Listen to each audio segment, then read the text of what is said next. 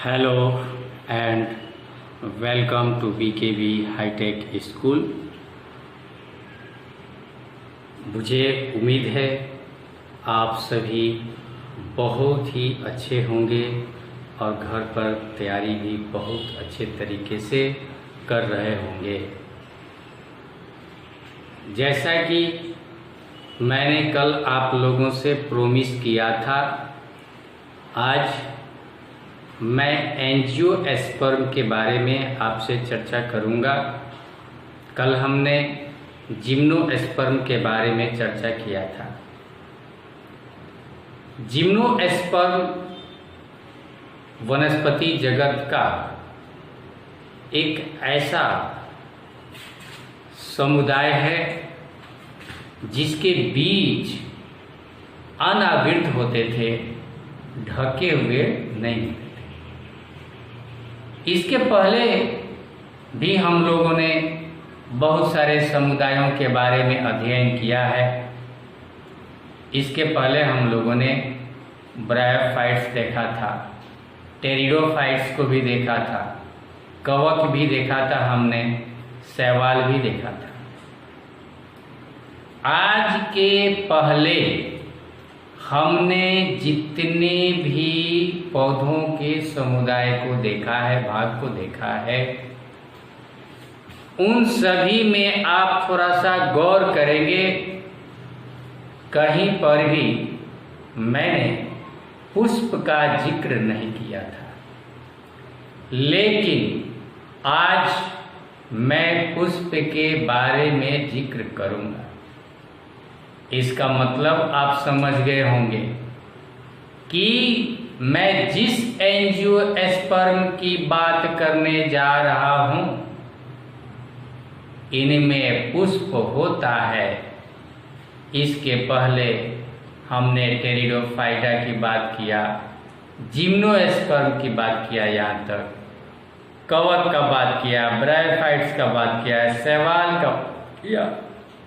किसी में भी पुष्प नहीं होते हैं और यही कारण है कि एंजियोस्पर्म को हम लोग पुष्पी पौधे भी कहते हैं। एक बात और, एंजियोस्पर्म, एंजियो मतलब कवर्ड, ढका हुआ, और स्पर्म का मतलब मैंने कल बताया था आपको, स्पर्म का मतलब होता है बीज। यानी एंजियोस्पर्म का मतलब होता है ढके हुए बीज। यानी एंजियोस्पर्म में ऐसे पौधे आएंगे जिनके बीज ढके हुए होते हैं। याद रखिए, उनके बीज ढके हुए होते हैं। अभी तक जितना मैं पढ़ाया उतने में तो आपने प्रश्न किया ही नहीं। जब उसमें प्रश्न नहीं किया आपने, तो एंजियोस्पर्म में प्रश्न तो कर ही नहीं सकते। अब क्यों? कारण क्या है? कारण यह है कि एंजियोस्पर्म एक ऐसा समुदाय है जिसके सदस्य आपके चारों तरफ फैले हुए। जी हाँ, चारों तरफ फैले हुए। आप किसकी बात करेंगे? गेहूं, चना, मूंग, रहर, गेंदा का फूल, सूरजमुखी का फूल, आम, लीची, अनार, आलू की भी बात कर रहा हूँ, केला की भी बात कर रहा हूँ, संतरा की भी बात कर रहा हूँ, मैं सेब की भी बात कर रहा हूँ। अच्छा, मसाला, धनिया की भी बात कर रहा हूं मैं, चलिए, मेथी का भी बात कर रहा हूं मैं, सरसों का भी बात कर रहा हूं मैं। कितने पौधों का नाम लेंगे आप? जितने आपके इर्द गिर्द पौधे मिलते हैं ना, 100% तो अगर नहीं कहूंगा, लेकिन 99% जो पौधे मिलेंगे वो आपको एंजियोस्पर्म के मिलेंगे। इसीलिए कहा जाता है कि पूरे पादप जगत का यह सबसे बड़ा समुदाय है, जिसमें 2,50,000 स्पेसीज रखे गए हैं, 2.5 लाख स्पेसीज जो हमारे इर्द गिर्द पाए जाते हैं, जिनके बारे में मैं यूं कहूं तो 100% तो नहीं, लेकिन 99% हम मनुष्य इन्हीं पर आश्रित हो। अगर ये नहीं तो फिर हमारा जीवन नहीं। 99% की अगर बात करूं तो 2.5 लाख स्पीसीज हैं। मैं इनके पहले टेरिडोफाइट के पहले की अगर बात करूं, ब्रायोफाइट, जड़ तना पत्ता नहीं दिखता था, लेकिन इनमें एंजियोस्पर्म और जिम्नोस्पर्म में हमने देखा कि इनका जड़ तना पत्ता विभेदित होता है। इसमें भी याद रखिए, एंजियोस्पर्म ये कोई बड़ा चीज़ तो नहीं है, लेकिन फिर भी मेरा काम है बताना। आप याद रखिए कि एंजियोस्पर्म के अंग जो होते हैं, यानी जड़ तना पत्ता पुष्प, ये सब के सब विभेदित होते हैं, यानी कि अलग अलग होते हैं। ये आप उन्हें देख सकते हैं, है ना। चलिए अब इनके में रहन सहन की बात कर लूं। पुष्प वाले पौधे जिनमें भी पुष्प मिल जाएगा, केला का भी पुष्प होता है, सेब का भी होता है, गेंदा का भी फूल का पुष्प होता है, जिनके भी पुष्प होते हैं सब आप इसमें रख लीजिएगा, कोई टेंशन नहीं है। एंजियोस्पर्म पुष्पी पादप है। एक विशेष बात, इनके आकार की बात करूं, आकार के बारे में पूछिए ही मत। छोटे से छोटे भी हो सकते हैं और बड़े से बड़े भी हो सकते हैं। एक उदाहरण दे रहा हूं मैं वॉल्फिया का, कहीं देखिए लिखा हुआ है वॉल्फिया, सबसे छोटा पुष्प पौधा है, जल में रहता है। यह इतना छोटा होता है कि इसे हम अपने नग्न आंखों से या चश्मा ऐसे पहन कर भी नहीं देख सकते। इनके लिए हमको माइक्रोस्कोप की जरूरत पड़ेगी, या अगर लेंस लगाना पड़े तो बहुत अधिक पावर वाला लगाना पड़ेगा, क्योंकि इसका जो व्यास होता है वह 1 मिलीमीटर होता है, 1 mm, बहुत छोटा होता है। ये इसका पत्ता जो होता है वह भी अंडाकार होता है, ऐसा देखा गया है। बहुत छोटे छोटे होते हैं, अंडाकार होते हैं। बड़े पौधे की बात करूं, टेंशन लेंगे आप, बड़ा पौधा सुनकर। यूकैलिप्टस का नाम सुना होगा आपने। इस समुदाय का, एंजियोस्पर्म का सबसे बड़ा पौधा है, सबसे लंबा पौधा है। इसकी ऊंचाई 100 मीटर यानी 330 फीट, 333 फीट से भी अधिक हो सकती है यूकैलिप्टस की। और इतनी ऊंची की बात नहीं तो विशालता की बात कर लो, विशाल वृक्ष, बरगद का पेड़ तो आपने देखा होगा, सबसे विशाल। और बहुत अधिक बरगद का विशाल वृक्ष देखना है तो आप कोलकाता में चले जाइए, इंडियन बॉटनिकल गार्डन में, भारतीय वनस्पतिक बगीचा कहेंगे, उद्यान में चले जाइए कलकत्ता में। जहाँ कलकत्ता के IBG में, इंडियन बॉटनिकल गार्डन में सबसे विशाल वृक्ष बरगद का आपको मिल जाएगा, है ना। चलिए और आगे बढ़ूं। इसके रेंज, इसके पहले आपने पढ़ा, ब्रायोफाइट्स की बात किया, कवक का भी बात किया, ये सब के सब अधिकांशतः हमने देखा कि ये कहाँ रहते हैं, या टेरिडोफाइटा की बात किया, जल से जुड़े जहाँ रहते हैं, इनका कुछ भाग जो है वह जल पर डिपेंड रहता है, जल पर आश्रित रहते थे। लेकिन एंजियोस्पर्म की बात कर लो, पूछिए ही मत, कहाँ नहीं मिल सकते हैं। बर्फ पर, जहाँ बर्फ जमा हुआ है पहाड़ पर 6000 फीट या 600 मीटर की ऊंचाई पर भी ये वृक्ष मिल सकते हैं। समुद्री में नमकीन पानी में भी मिल सकते हैं, और लवणीय जल में भी मिल सकते हैं। और अधिकांश इनके सदस्य तो आपके स्थल पर मिलेंगे, अधिकांश सदस्य स्थलीय होते हैं। हाँ भाई, चना, मटर, दाल, आम, मूंग, मसूर, रहर कहाँ पाए जाते हैं? पानी में, बर्फ पर, स्थल पर होते हैं बाबू, स्थल पर ये मिलेंगे, है ना। ये सब के सब एंजियोस्पर्म के उदाहरण हैं। स्थल पर भी मिल सकते हैं, जल में भी मिल सकते हैं, बर्फ पर। बर्फ आप जानते हैं कि व्हाइट कॉन्टिनेंट किसको कहा जाता है? सफ़ेद महासागर, सफ़ेद कॉन्टिनेंट मतलब क्या होता है, क्या कहते हैं उसको? महादेश। व्हाइट कॉन्टिनेंट किसको कहा जाता है? अंटार्कटिका को कहा जाता है, अंटार्कटिका।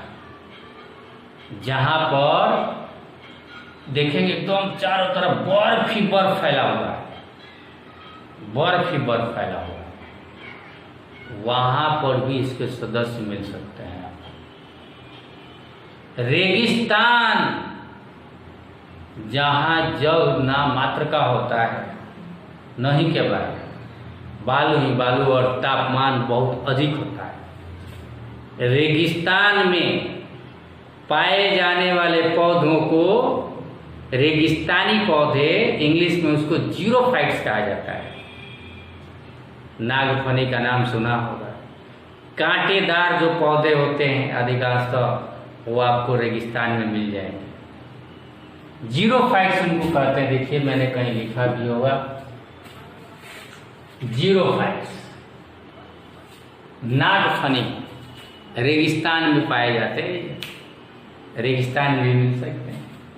समुद्र में भी एक पौधा पाया जाता है, जियोस्टेरा, और हम लोगों के तालाब में पाया जाने वाला आप तो जानते ही हैं, कमल का नाम सुना है, कुमुदनी का नाम सुना है, सिंघारा पानी फल जिसको कहते हैं वो तो सुना ही है। ये सब एंजियोस्पर्म है। एंजियोस्पर्म में देखिए लिखा हूं।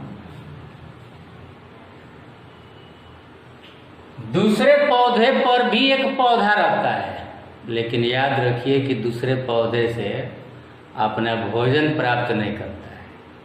ऑर्किड का फूल सबसे बड़ा फूल आप जानते हैं। ये भी जो है एंजियोस्पर्म का सदस्य है ना।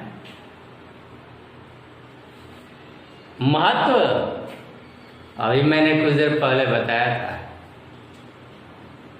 मनुष्य का जो जीवन है वो 99% से भी अधिक एंजियोस्पर्म पर टिका हुआ है। हम खाते हैं अनाज, अनाज में किसका नाम लेंगे बोलिए? गेहूँ, चावल, मक्का, जौ, बाजरा, खेसारी, लेतरी खाते हैं। सब के सब एंजियोस्पर्म। पुष्प होता है कि नहीं? मकई का भी पुष्प होता है, तब बीज झड़ता है। रहर का भी होता है, चना का भी होता है, मटर का भी होता है। दाल लिखा होना, दाल वाले पौधे एंजियोस्पर्म में, दाल, चना, रहर, मूंग, मसूर, ये सब क्या है? एंजियोस्पर्म के उदाहरण है। अच्छा, सरसों का नाम नहीं लिया, उसका भी फूल अच्छा लगता है, प्यारा फूल ना, खूब खेलते हैं आप लोग, घूमते हैं, फूल होता है ना एंजियोस्पर्म। देखिए लिखा हूँ मैं, तेल जहाँ से हम प्राप्त करते हैं, सरसों से, तिल से, मूंगफली से, बादाम से, सूरजमुखी से, ये सब के सब एंजियोस्पर्म है। फल खाते हैं ना जी, और फल के नाम अलग अलग कितना बोर्ड भर दूं मैं, सेब, अनार, पपीता, जो भी आप फल खाते हैं ना, केला, संतरा, मौसमी, अमरूद, और क्या खाते हैं बताइए, जो आप खाते हैं फल में, वो सब के सब क्या है, एंजियोस्पर्म। सब्जी भी लिखा हूँ, अब सब्जी का नाम अब अलग अलग लिखूँ, आलू, गेंहरी, पालक नहीं लिखा हूँ, वो सब आलू, पालक, गेंहरी, जो कुछ भी, टमाटर, प्याज, कुछ भी आप खाते हैं ना जी। अब आप कहेंगे कि टमाटर के भी फूल नहीं होते हैं, मिर्चा के फूल होते हैं, आलू का भी होता है, सबका फूल होता है, आलू का बीज। ये अलग बात है कि आलू को काट कर हम लोग एसेक्सुअल रिप्रोडक्शन, अलैंगिक प्रजनन करवा कर कायिक प्रवर्धन के द्वारा और कायिक प्रजनन के द्वारा करवा लेते हैं। बांस का फूल आपने नहीं देखा है, लेकिन इतना नहीं लगे कि बांस जो है पूरे अपने जीवन काल में 40 वर्ष पर एक बार पुष्प जरूर धरता है। ये अलग बात है कि उसका कली निकलता है बड़, और उसको कली को रोप कर हम डाल देते हैं, फिर से बांस निकल जाता है, या ईंख गन्ना की बात करेंगे। लेकिन मैं जितने का नाम यहाँ ले रहा हूँ वो जिंदगी में पुष्प जरूर धरते हैं एक बार, इसीलिए उनको पुष्पी पौधा कहा भी गया। और जिनके पुष्प होंगे कांडा से होगा, ढका हुआ होगा उनका बीज। सब्जी, रेशे, रेशे का मतलब क्या समझेंगे? रेशे कपास से प्राप्त होता है, रेशे है कपास, और कौन सा रेशे?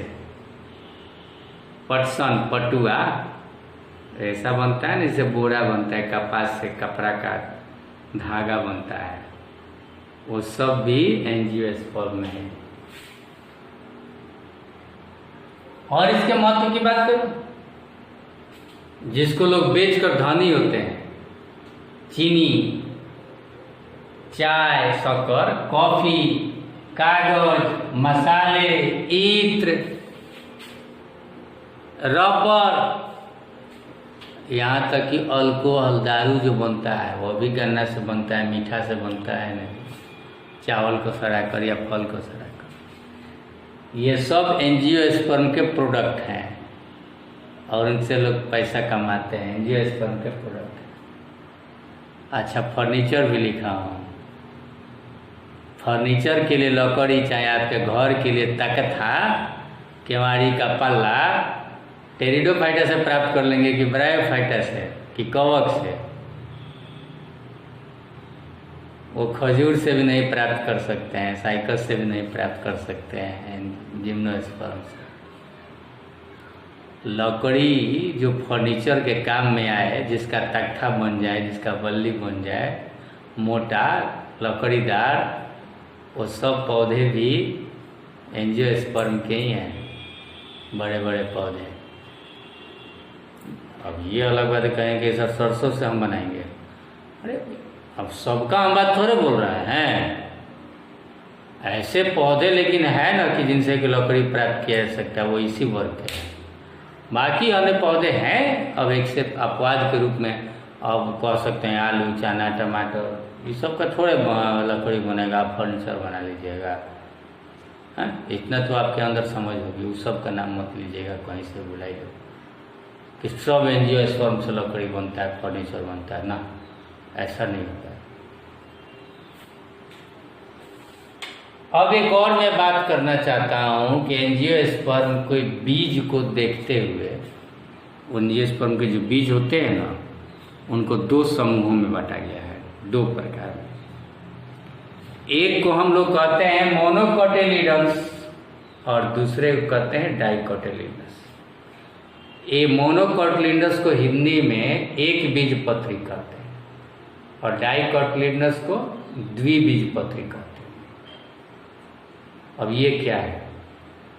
कुछ ऐसे बीज आपने देखे होंगे जिसको रगड़िए या दड़िए या फुलाकर मसलिए, दो भाग हो जाते हैं।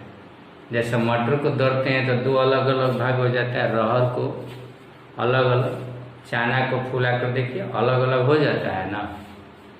वो कॉटिलिडन्स है, एक कॉटिलिडन्स, एक कॉटिलिडन्स, दो कॉटिलिडन्स, डाई कॉटिलिडन्स, द्विबीजपत्री, बीज के दो पत्र होते हैं उसमें, है ना।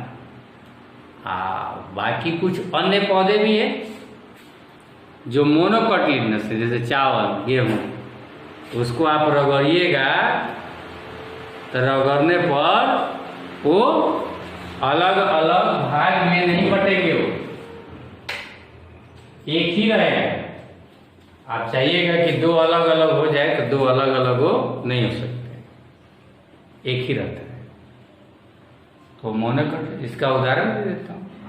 मोनोकॉटिलिडन्स में बांस, केला, लीली, खजूर, गेहूं, चावल, घास में जो आ जाए वो सब के सब मोनोकॉटिलिडन्स वाले हैं। डाइकॉटिलिडन्स में आप चना की बात करें, चना, मटर, रहर, मूंग, सूरजमुखी, गेंदा, कद्दू, आलू, नीम, आम भी गुठली खाकर उसको देखिए या पीट कर दो भाग में अलग अलग हो जाएगा, सब डाइकोटिल्स। तो एंजियोस्पर्म के जो बीज होते हैं वो दो प्रकार के होते हैं। लो,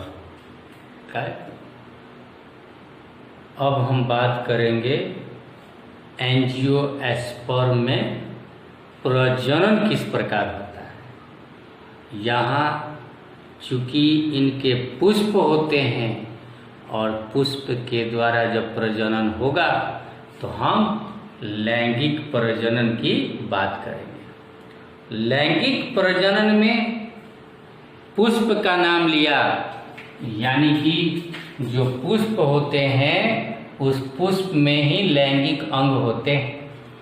मैं अगर बात करूं एक पुष्प की, ये इसका डंठल और ये इसका देखिए भाग होता है। मैं ऐसे स्पष्ट बना रहा हूँ, ऐसे फूल आपको नजर नहीं आएगा, लेकिन मैं ऐसी आकृति आपको समझने के लिए बना रहा हूँ।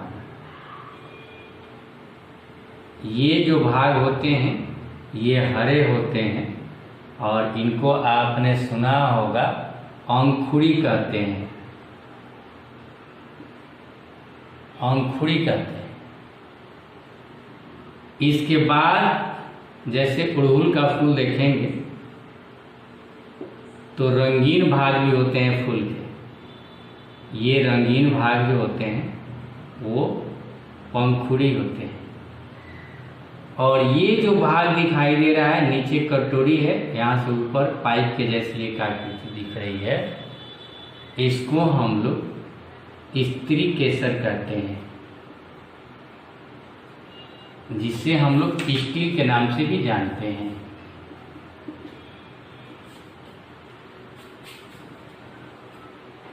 इसके ऊपर ऐसी ऐसी छोटी छोटी संरचनाएं रहती हैं। इसको मैं अगर यहाँ पर आपको दिखा दूं, है ना, तो ये जो है इसको हम लोग तंतु कहते हैं और ये जो होता है पराग कोश होता है। ये इसी भाग को हम लोग पुंग केसर कहते हैं। ये जो मैंने यहाँ पर आकृति बनाया है ये पुंग केसर का मैंने आकृति बनाया है। यह पुंग केसर किसी भी पुष्प का समझ सकते हैं कि नर भाग होता है। इसी पराग कोश में बहुत ही मिर्चा के बिया जैसा गोल गोल, लेकिन उतने बड़े नहीं, ये इतने छोटे होते हैं, इसके अंदर जो पाउडर की तरह होते हैं, बहुत महीन होते हैं। इनके अंदर जो चीज होता है उसी को हम लोग परागकण कहते हैं। जो लघु बीजाणुधानी, इसके अंदर अब जाएंगे जब हम इसका आकार की पढ़ेंगे तो पता चलेगा। ये भी 2 में बटा होता है, फिर ये 4 में बटा रहता है, 2 लोब से 4 लोब बन जाता है। इनके अंदर लघु बीजाणुधानी होते हैं। लघु बीजाणु मात्र कोशिका होती है जिसमें मियोसिस कोशिका विभाजन अर्धसूत्री कोशिका विभाजन होता है। अर्धसूत्री कोशिका विभाजन के बाद ये परागकण बनते हैं और यही परागकण जो होते हैं वो एन होता है, यानी अगुणित कोशिकाएं होती हैं। और यह परागकण एक प्रकार का क्या है? नर युग्मक है, जो हवा के द्वारा या पानी के द्वारा या किसी जंतु, चींटी या मनुष्य उसके पंख में या उसके पैर में सट जाएंगे। जिसके पैर में सटेंगे या जिसके पंख में, उसको वाहक कहा जाता है, कैरियर। वायु भी कैरियर हो सकता है, अबायोटिक नॉन लिविंग्स, और लिविंग्स भी हो सकता है, जैसे चींटी हो गई, मधुमक्खी हो गई, तितली हो गई। ये कारक कहे जाते हैं। और वो कारक वाहक पॉलिनेशन के कारण, ये पॉलिनेशन अब कराएंगे। पॉलिनेशन में समझिएगा, इसमें से ये जो पुंकेसर हमने लिखा है, पुंकेसर के पराग कोश से पराग कण निकल कर और जब उसी पुष्प के स्त्री केसर के वर्तिकाग्र पर, ध्यान दीजिएगा, अब मैं वर्तिकाग्र भी यहाँ पर अलग ये चीज बना रहा हूँ। यहाँ ऊपर जो है कटोरे जैसी संरचना होती है, इसको हम लोग वर्तिका कहते हैं। इंग्लिश में इसको स्टिग्मा कहा जाता है, और यह जो कहा जाता है वह स्टाइल कहा जाता है। जी हाँ, स्टाइल इसको कहा जाता है। और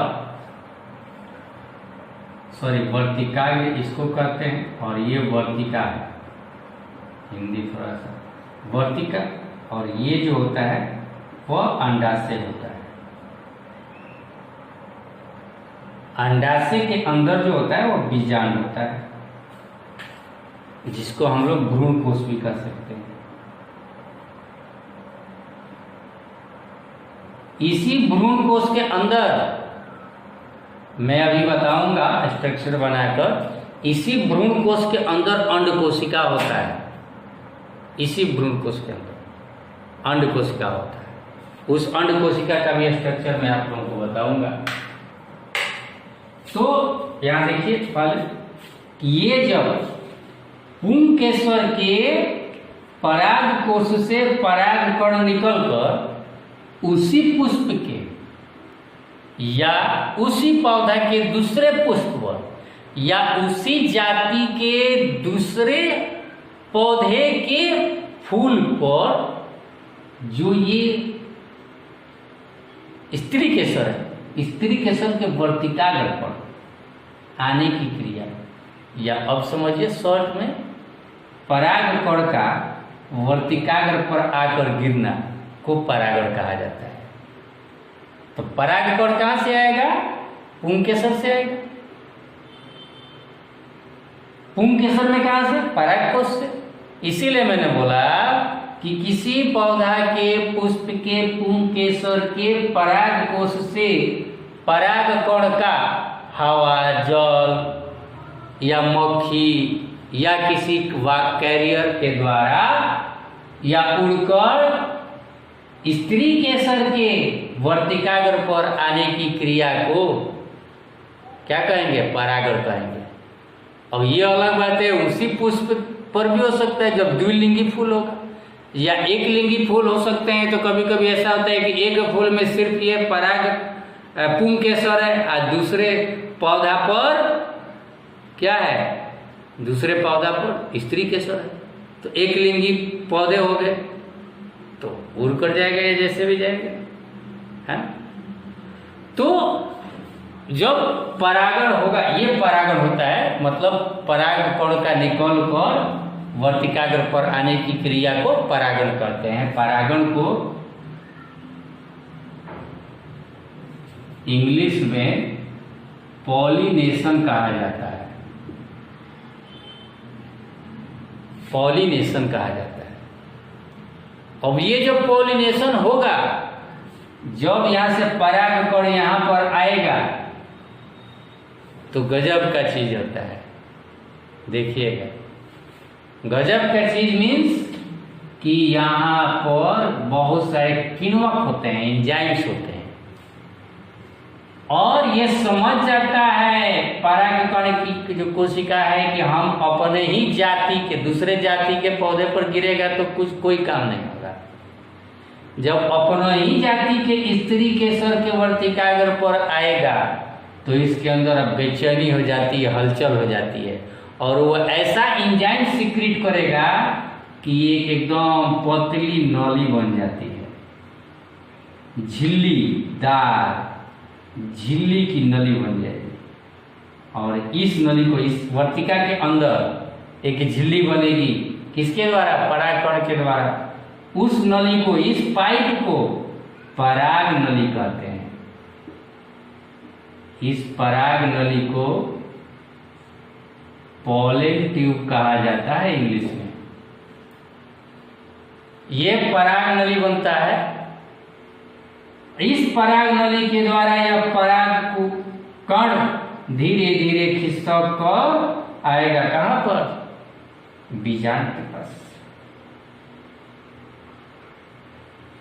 अब बीजांड के बाद क्या होगा मैं आपको समझा रहा हूं बढ़िया से चित्र बनाकर।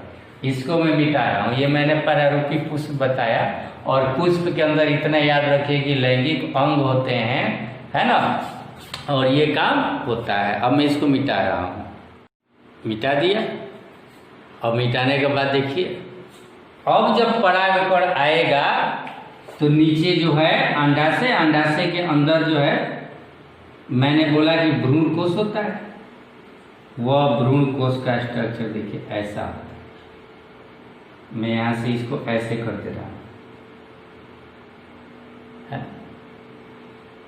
इसको बीजांड द्वार कहते हैं, माइक्रोपाइप। इस बीजांड द्वार पर देखिए जो भ्रूण कोश यह बना, तो अंडाशय के अंदर ऐसे नहीं बना, ऐसे ही नहीं बनता है। इसमें लगभग 2 बार अर्धसूत्री कोशिका विभाजन होता है, तो अब जाकर कम से कम इसके अंदर 8 कोशिकाएं बनती हैं। 8 कोशिकाएं बनती है अर्धसूत्री कोशिका विभाजन के द्वारा, और जिसमें कि प्रत्येक कोशिका अगुणित होती है, यानी 1 सेट ऑफ क्रोमोसोम्स, है ना। तो जाइगोट जब बनेगा तब ना यह द्विगुणित होगा निषेचन के पश्चात ना। अभी तो परागण हुआ है। परागण में मान लीजिए कि अभी हम दिखाएंगे कि परागकण आएगा। यहां पर समझिए कि कोशिकाओं का समुच्चय बनेगा। यहां पर 3 कोशिकाएं हैं जी, यहां पर 3 कोशिकाएं हैं, और यहां पर भी 3 कोशिकाएं होती हैं, और यहां पर बीच में सज जाती है 2 कोशिकाएं। ये सब कोशिकाएं हैं।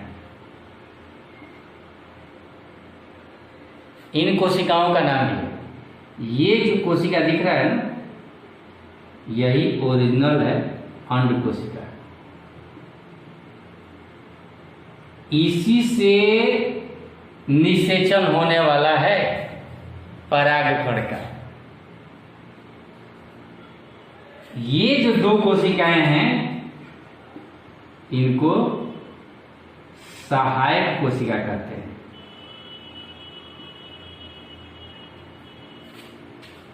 सहायक कोशिका कहते हैं। और ये जो 2 कोशिकाएं हैं आपको दिखाई दे रही,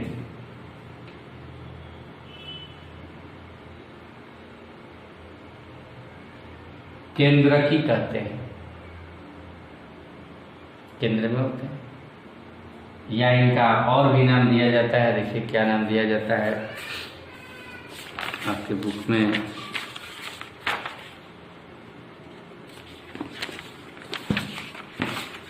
कहाँ गया बुक?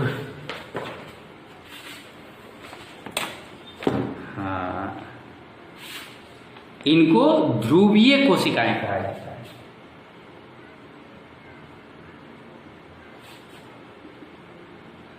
पोलर न्यूक्लिया इनको कहा जाता है, ध्रुव में रखते ध्रुवीय।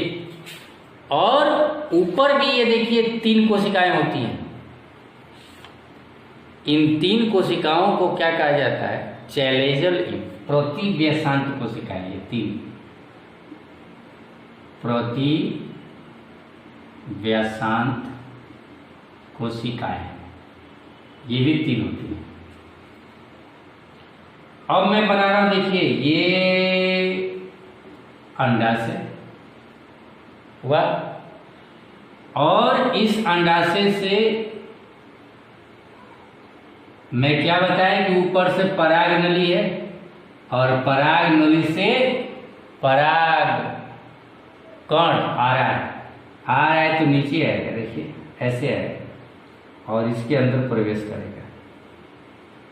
और जैसे ही ये भ्रूण कोश की कोशिकाएं की सहायक कोशिकाएं ये महसूस कर लेती है कि अब मेरे ही जात का नर युग्मक यानी परागकण पहुंच चुका है, तो पहुंचने के बाद ये द्वार खोल देंगे, और खोलने के बाद इनको रास्ता दे देंगे। और रास्ता जब मिलेगा तो एक इसमें से एक ही परागकण नहीं आता है, 2 आता है। हम यहाँ 2 बताएंगे, सब में नहीं, किसी में 2 आते हैं। इसमें तो 2 आते हैं।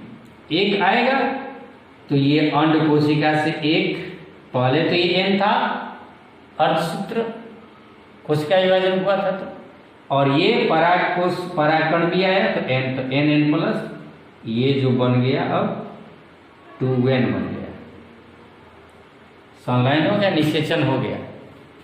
और साथ ही साथ एक और परागकण आता है, 2 परागकण भी प्रवेश करते हैं। ये जो अभी मैंने बोला था ध्रुवीय कोशिका था 2, ये कुछ देर के बाद बदल कर 2 न्यूक्लियस वाला है ना, ये द्वितीय केंद्रक, अब इनको द्वितीय केंद्रक कहा जाता है। मतलब ध्रुवीय कोशिका ही बदल गया किस में? द्वितीय केंद्रक में। यो या 2N होती है, 2N है ना।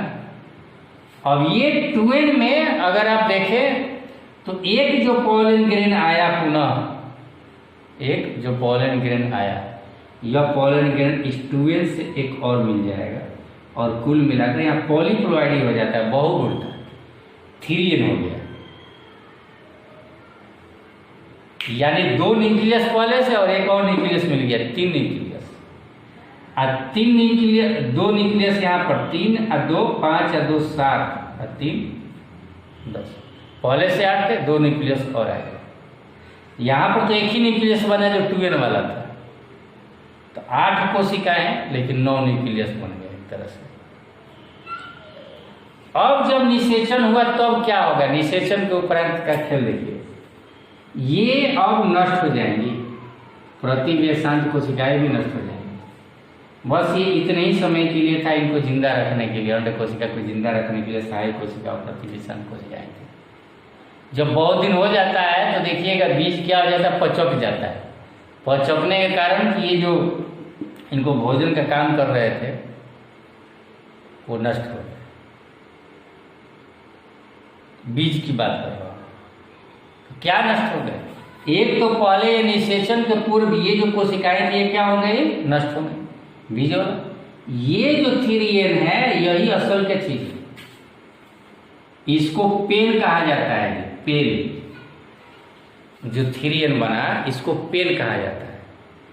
पेन का मतलब समझते हैं? प्राइमरी इंडो एस्पर्मिक न्यूट्रिएंट्स, ऐसे ही इनका फुल फॉर्म पेन कहा जाता है। प्राथमिक भ्रूणकोश केंद्रक न्यूक्लियस कहा जाता है, प्राथमिक भ्रूणकोश केंद्रक है ना, प्राइमरी इंडोएस्पर्मिक न्यूक्लियस। ये 3 होते हैं पेन। यानी ये देखिए ये अंड कोशिका का जब निषेचन हो गया तो यहाँ पर जो युग्मनज बना, निषेचन के परिणामस्वरूप क्या बनता है युग्मनज। अब यह युग्मनज जो है बीज, अब यह जो है जो पहले भ्रूण कोश था, अब क्या पूरा ये बन गया, पूरा ये बन गया बीज। और बीज बनने के बाद ये जो अंडाशय था इतना बड़ा, अब ये फल भित्ति बन गया। इसके अंदर जो कुछ भी था ये सब फल बन गया, ये सब हम मिटा दिया। ये जो बना वो बीज हो गया, और ये जो बाहर जो ये ओवरी था, अंडाशय था, ये अंडाशय क्या बन गया, फल बन गया। और इसीलिए कहते हैं कि एंजियोस्पर्म के जो बीज होते हैं वो ढक्कन वाले होते हैं, ढके होते हैं। और जैसे निषेचन हुआ बीज बना, अब इसके ऊपर का खेल जैसे हमने बताया था ना कि यहाँ पर अंकुरी होता है, पंखुड़ी होता है, ये होता है, वो होता है, फलान ठेकान, सब नष्ट हो जाते हैं, फूल झड़ जाता है और सिर्फ यही रह जाता है, बीज खाली रह गया। अब इस बीज को क्या कीजिएगा आप समझ सकते हैं, या तो यह बीज अपने आप नीचे गिरेगा तो फिर से पौधा होगा, या आप इसे तोड़ कर ले जाएंगे कहीं पर फेंक देंगे तो फिर से नया पौधा बन जाएगा। ये टोटल हमने आपको समीकरण बताया कि किस प्रकार से एक बीज से नए पौधे बनते हैं। नए पौधे जब बनेंगे तो फिर इसी प्रकार के बीज पैदा करेंगे, फूल उत्पन्न करके, फिर मतलब ये क्रम जो है आपका चलता रहता है ना। ये जो इस क्रम में हमने जो अभी आपको बताया है यहाँ पर, याद रखिए निषेचन 2 बार हुआ है, यानी परागकण जब आया तो एक परागकण तो आपने देखा अंड कोशिका से निषेचन हुआ, और दूसरा यहाँ पर जो देखा जो द्वितीय केंद्रक बन गया था हमारा, यहाँ वाला जो न्यूक्लियस था, 2 न्यूक्लियस, 2 कोशिका, जिसको हम क्या कहे थे, इनका नाम क्या था, ध्रुवीय कोशिका, 2 कोशिकाएं थी। ध्रुवीय कोशिका बदल गई थी द्वितीय केंद्रक में, द्वितीय केंद्रक से एक पॉलिन ग्रेन जो है परागकण निषेचन हुआ, यहाँ भी निषेचन हुआ। इसको हम कहते हैं दोहरा निषेचन।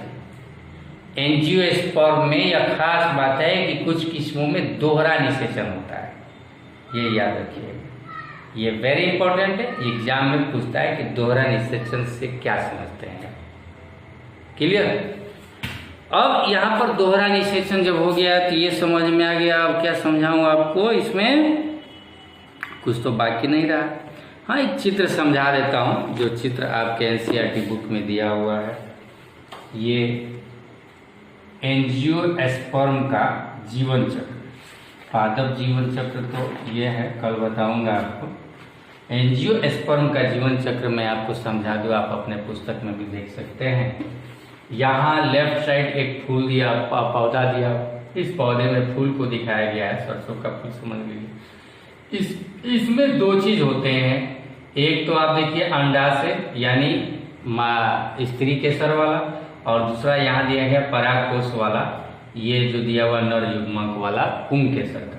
पुंकेसर में तंतु और परागकोश दिखाया गया है, और यहाँ पर देखिए गुरु बीजाणुधानी, यहाँ पर दिया, मैं बताया भी था कि मादा युग्मक का निर्माण जो होता है वो गुरु बीजाणुधानी से बीजांड बनता है। यहाँ अंडाशय दिया है, वर्तिका और वर्तिका दिया हुआ है, जो अभी मैंने स्ट्रक्चर बताया। परागकोश में देखिए लघु बीजाणु मात्र कोशिका, इससे लघु बीजाणु तो बनेगा। लघु बीजाणु जो है फिर म्यूसिस के बाद लघु बीजाणु ये अलग होंगे और ये बदल जाएंगे, देखिए परागकण में।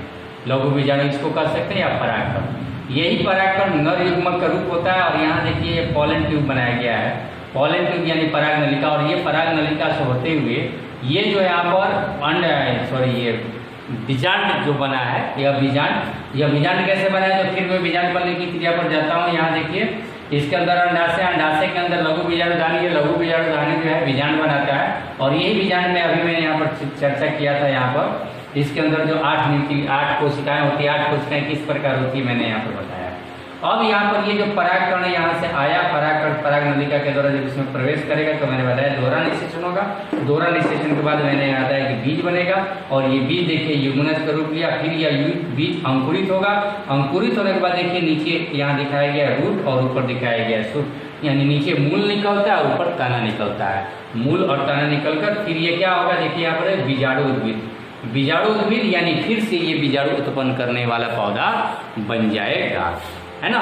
तो ये मैंने आपको एंजियोस्पर्म का पूरा जीवन चक्र समझा दिया। आप लोग अगर बुक भी देखेंगे तो समझ में आ जाएगा। आज का क्लास आपको कैसा लगा ये मुझे ज़रूर बताएंगे। आप लोग नहीं बताते हैं कभी कभी तो मुझे बुरा भी लगता है, ठीक है। आप लोग थोड़ा सा हिंट देंगे, अगर मुझे कुछ बताएंगे तो मेरा भी हौसला अफजाई होगा, मुझे भी अच्छा लगेगा और मुझे भी बहुत बढ़िया से समझाने में भी मन लगेगा। खैर कोई बात नहीं, आज जो आपने मेरा क्लास देखा इसके लिए बहुत बहुत थैंक यू, धन्यवाद, थैंक यू।